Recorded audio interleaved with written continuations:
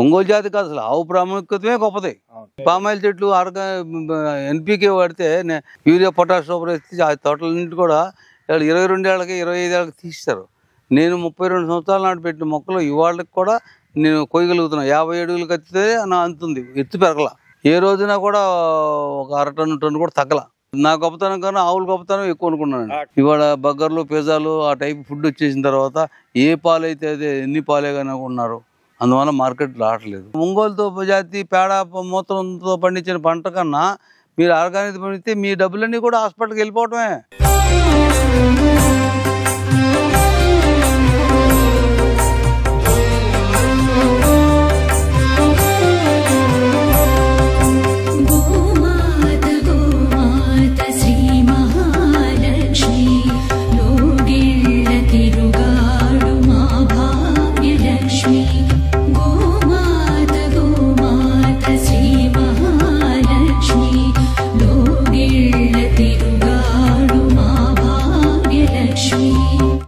అందరికీ నమస్కారం.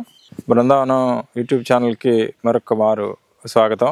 ఈరోజు మనం ఒంగోలు పశుపోషణలో అనుభవం ఉన్న వారి సలహాలు, సంప్రదింపులు, వారు ఎదుర్కొన్న ఇబ్బందులు తెలుసుకోవడానికి మన ప్రయాణంలో రోజు కొడాలి లీలా కోటేశ్వరరావు గారి మకాంకి వచ్చాము. దీన్ని ఒక సామ్రాజ్యం అనొచ్చు. వీరి స్వస్థలము పూర్వ కృష్ణా జిల్లా మచిలీపట్నం. ఇప్పుడు మనమున్న ప్రాంతం మన్యం పార్వతీపురం జిల్లా సాలూరు మండలం తొండ అనే గ్రామంలో ఉన్నాం. నమస్కారం కోటేశ్వర గారు. మీ ఈ ప్రాంతానికి వస్తుంటే ఇది కోనసీమని తలపిస్తుందండి. ఎక్కడ చూసినా పచ్చదనము, ఎక్కడ చూసినా గోసంపద, అంతా చాలా ఆనందంగా ఉంది. ప్రత్యేకించి మీ మకాంలోకి వచ్చినప్పుడు ఇక్కడ ఇంచుమించుగా ఒక సామ్రాజ్యం లాగా మీకు కావాల్సినటువంటి వర్క్షాప్ మీరే పెట్టుకున్నారు. ఇన్ని ఎకరాల వ్యవసాయము, గోదావరిత వ్యవసాయం చేస్తున్నారు. దీనికి మా ఛానల్ తరఫున మీకు అభినందనలు. మీరు ఏ సంవత్సరంలో ఇక్కడికి వచ్చారండి? 90లో వచ్చాను. మీరు ఇక్కడ ఎంత పొలం ఉందండి మీకు? 92 acres. బంధువులు ఒక 60 ఎకరాలు. మొత్తం 150 ఎకరాల్లో 152 ఎకరాల్లో వ్యవసాయం చేస్తున్నారు. ఏ పంటలు పండిస్తున్నారండి? ఓన్లీ పామాయిల్ ఒకటే, తర్వాత అరికినట్టు ఒక్క, తర్వాత జీడి మామిడి. ఇప్పుడు మీరు ఇంత వ్యవస్థను ఏర్పాటు చేశారు. ఇక్కడ మీ సొంత వర్క్షాప్ మీరే పెట్టుకున్నారు. దాంతోపాటు ఒంగోలు జాతి ఆవులను కూడా చాలా చక్కగా పోషణ చేస్తున్నారు. మీరు ప్రధానంగా ఈ ఒంగోలు ఆవుల్ని ఎక్కడి నుంచి తీసుకొచ్చారు? మేము గుంటూరు దగ్గర లాంఫారంలో వెంకటేశ్వర హ్యాచరీస్ ఏపీ గవర్నమెంట్తో కలిపి ఉంది. వాళ్ళు ఏలంపాటు పెట్టారు దూడలని. 22 మాసాలు 24 మాసాల దూడల్ని తీసుకొచ్చారు. ఆ ఒంగోలు జాతీయులు కృష్ణా జిల్లా 2 కలిపి తీసుకొచ్చామండి. అప్పుడు ఒక 13 దూడలు తెచ్చాం. అవి సంతానం ఉంది. పాలేమో ఇక్కడ వర్కర్స్కి అందరికీ మజ్జిగ పోస్తామండి, మజ్జిగ పెరుగు. దాన్ని వెన్న తీసి వెన్నేమో మార్కెట్ చేస్తాం. వెన్న, నెయ్యి. ఏ సంవత్సరంలో తెచ్చారండి? 98, 99. ఈ ఆవులతో పాటు ఏమన్నా ఎద్దును కూడా తీసుకొచ్చారా? దీన్ని తండ్రి, ఇప్పుడు మా తండ్రి మొన్న ఏదో పాము గారి చచ్చిపోయింది. అది ఎన్ని సంవత్సరాలు జీవించిందండి? ఇప్పుడు వచ్చినప్పుడు 32 మాసాల వయసు అండి. ఇప్పుడు అది దాదాపు 17 సంవత్సరాలు మన దగ్గర ఉంది. దాని శమను, దాని తండ్రి తల్లిదండ్రుల హిస్టరీ ఏమన్నా ఉందో చెప్పలేను.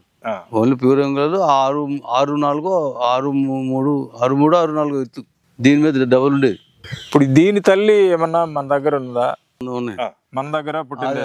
మన దగ్గర పుట్టింది. మీకు ఉన్న ఆవులు ఎన్ని? నాకు 22 ఆవులు ఉన్నాయండి. ఒక 12 దూడలు ఉన్నాయి. అంటే మొత్తం 36 శాలతీలు ఉన్నాయి.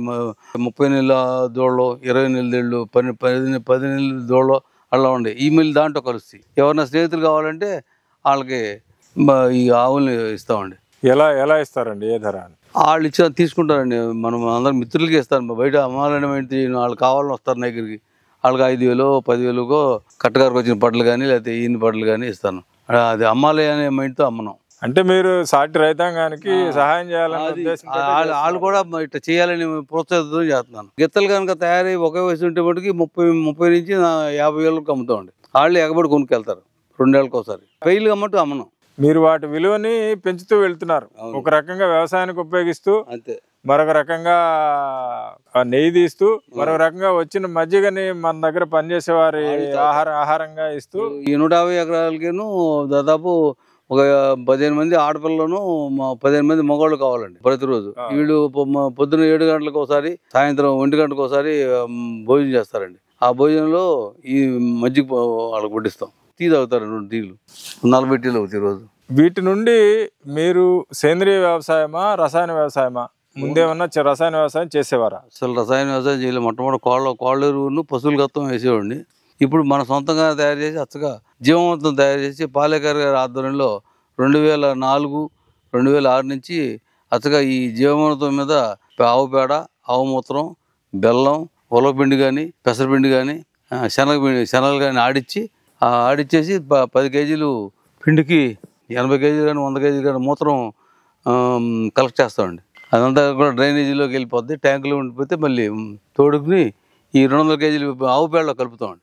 ఆవులకి అయితే ఒక వారం రోజులు నిల్వ పెడతామండి. 2000 లీటర్లు నీళ్లు కలిపి ఈ 2200 లీటర్లు ట్యాంక్ మీద ఎక్కించి చెట్టుకి 10 లీటర్లు తప్పున 35-40 రోజులకు ఒకసారి తడి ఎక్కడ ఉంటే అక్కడ వేస్తామండి. ఉదయం ఈ ప్రక్రియ చేసేటప్పుడు ఈ పిండిను, బెల్లం, పళ్ళు, అరటిపళ్ళు ఎన్ని మాగిరి దాంట్లో వేసి కలిపేస్తామండి. కలిపేసినాక ఉదయం 6 గంటలకి సూర్యోదయం టైంకి, సూర్యాస్తం టైంకి రావి కర్ర పెట్టి కలుపుతూ ఉంటుంది. చెక్క మజ్జిగ టైపు అయిపోద్ది, నీళ్ళల్లో అయిపోద్ది. అది తీసుకెళ్ళి నెల 15 రోజులు, 30-40 రోజుల మధ్యలో ప్రతి చెట్టుకి పోస్తాం. ఇంకా అంతే. ఇంకా పొటాష్ కానీ, యూరియా కానీ, డిఏపి కానీ ఒక బొరాన్ మట్టుకు వాడతానండి సంవత్సరానికి ఒక 100 గ్రాములు. ఒక్క ప్రశ్న అండి, ఇప్పుడు మనకి 36 శాలతీల నుంచి వచ్చేటటువంటి మూత్రం కానీ, పేడ కానీ ఈ మొత్తం 152 ఎకరాల వ్యవసాయానికి సరిపోతుందండి. మాకు ఇంత ఎకరాల ఎక్సెస్ వాడుతుంది. పామాయిల్ దిగుబడి సాటి రైతులు మీ చుట్టుపక్కల రసాయన వ్యవసాయం చేసేవారు ఉండుంటారు. వారితో పోలిస్తే మీ దిగుబడి ఎక్కువ తక్కువ సమానమా?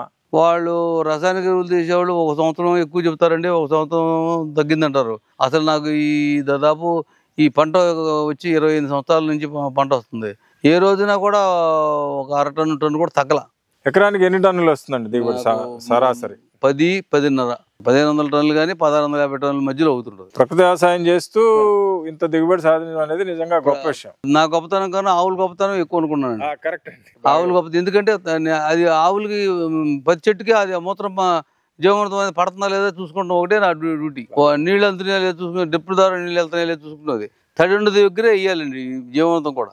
తడి లేకుండా డ్రై ల్యాండ్లో వేయకూడదు. ఏమంటే కలిసిపోవాలి. కలిసిపోయినాక 15 రోజుల తర్వాత కానీ ఆ పురుగు దోపలికి వెళ్ళి పురుగులకి ఆహారం వానపాములకు తిని ఆటి విసర్జన ఏళ్ళు లాక్కుంటాయి. అంతేగాని డైరెక్ట్గా ఈ పేడతో ఏళ్ళు లాక్కో. అవునండి, మీరు వానపాములు తిరగడానికి కావాల్సినటువంటి వాతావరణాన్ని ఏర్పరుస్తున్నారు. తర్వాత ఈ మట్లంతా చాప్ చేస్తామండి. పొట్టు పొజిషన్ పైన అంతా మల్చింగ్ ఉంటుంది.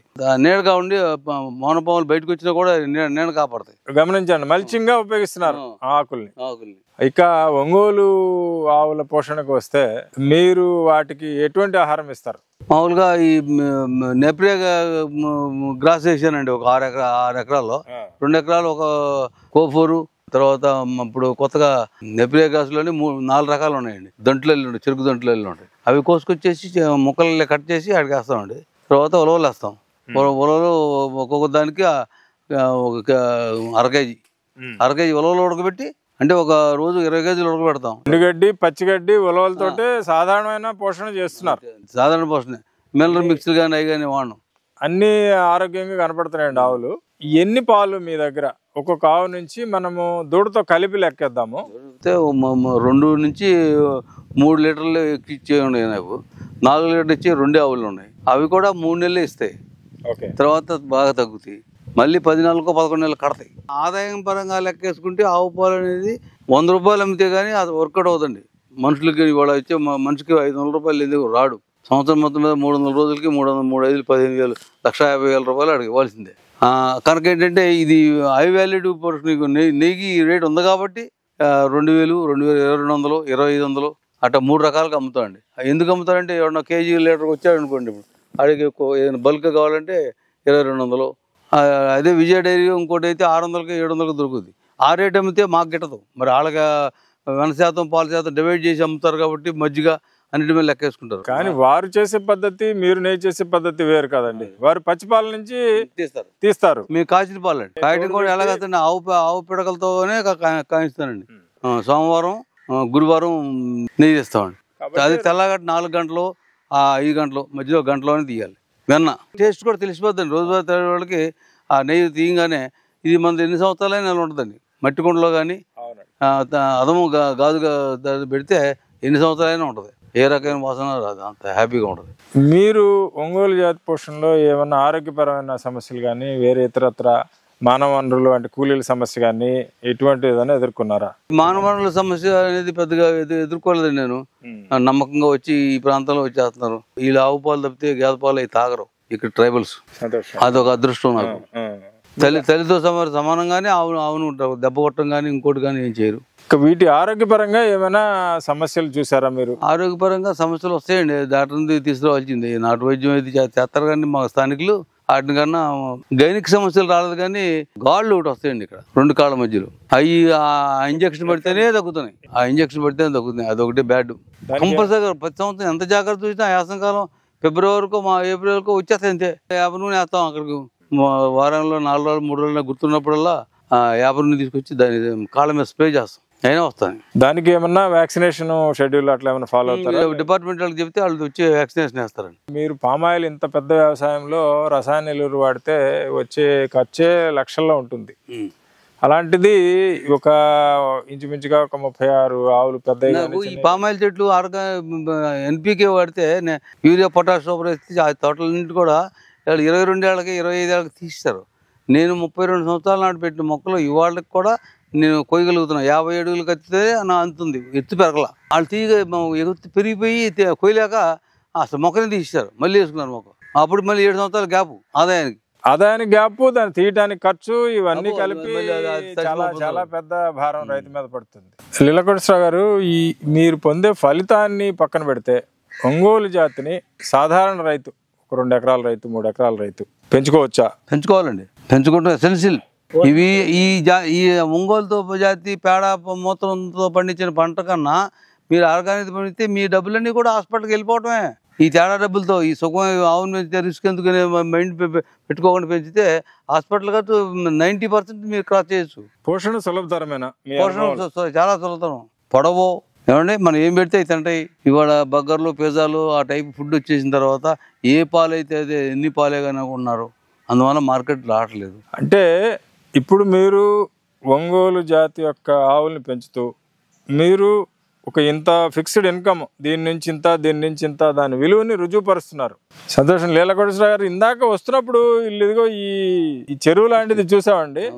దీన్ని దేనికోసం ఉపయోగిస్తున్నారు? ఇప్పుడు మన షెడ్లు కడుగుతాం కదండి, ఆ వాటర్ తీసుకొచ్చి దీంట్లో పెడతాం. దీంట్లో పెట్టేసరికి ఏమవుతుందంటే చేపలు 3 రకాల చేపలు వేసామండి. మనకి వారానికో 15 రోజులకు ఒకసారి ఒక 4 కేజీలు 3 కేజీలు పడతాం మన సొంత ఉపయోగాలకి. అవి ఆ సంతానమే అట్లా అవుతుంది. ఎప్పుడో ఒక 10 ఏళ్ళ నాడు వేసాం. అలా తిరుగుతూనే ఉండే సంవత్సరానికి ఒక 10 సార్లు 15 సార్లు మనం పట్టుకుంటాం. ఒక 20 కేజీలు 30 కేజీల దాకా వస్తాయి సంవత్సరం మొత్తం మీద. వాటికి ఆహారం ఏంటంటే షెడ్లు కడిగి నీళ్ళే ఆహారం. ప్రత్యేకంగా మేము మళ్ళీ బియ్యమో నూకలో ఏమి వేయరు. బయట చేపతో పోలిస్తే దీని రుచి ఎలా ఉంటుందండి? ఇంకా అది అమోఘం. ఆవు పెరుగు తిరిగితే ఆహార పదార్థం ఎట్ట రుచిగా ఉంటుందో ఆ చేప అనేది అంత అలా ఉంటుంది. మొత్తానికి మీ అనుభవంలో ఆవు నుంచి వచ్చే పదార్థాల నుంచి వచ్చే ఉత్పత్తులు మీరైతే ఆస్వాదించారు. అవును. మీ అనుభవం ఏమిటి? నా అనుభవం మనిషి అనేవాడు కొంచెం దీనికి టైం స్పెండ్ చేసి ప్రతి రోజు ఒక గ్లాస్ పాలు పెరుగుగా కానీ పాలుగా కానీ ఉపయోగించుకుంటూ మంచిదండి. 200 ml అన్న ఆవు ఉత్పత్తులతో ఉపయోగించుకుంటూ మంచిది. పిడకలతో పాలు కాసి తాగితే దాని రుచి వేరు. మళ్ళీ గ్యాస్ మీద కాసే కన్నా పిడకల మీద ఆవు పిడకలు చేసి దాచుకుని దేవుడి పిడకలని ఇంత చేస్తామండి మన అరిసి అంతే. వాటితో చేసుకుని ఆస్వాదిస్తే దాన్ని పొంగల్ బొంగుచ్చుకున్న బొగ్గు పొయ్యి మీద మళ్ళీ బొగ్గు కూడా వేయకూడదండి ఆ పిడకల మీదే. నాకు ఇష్టం కాబట్టి నేను అట్లా చేసుకుంటున్నాను. ఒంగోలు జాతి పోషకుల్లో భాగంగా ఈరోజు ఇక్కడ మీరు కోటేశ్వరరావు గారి ఆవరణ సామ్రాజ్యం ఎలా ఉంది ఏంటనేది చూశారు. ఇలా మరింతమంది పోషకుల్ని, ఒంగోలు జాతి పోషకులను కలిసి వారి అనుభవాలని మీ ముందుకు తీసుకురావడానికి ప్రయత్నిద్దాం. నమస్కారం.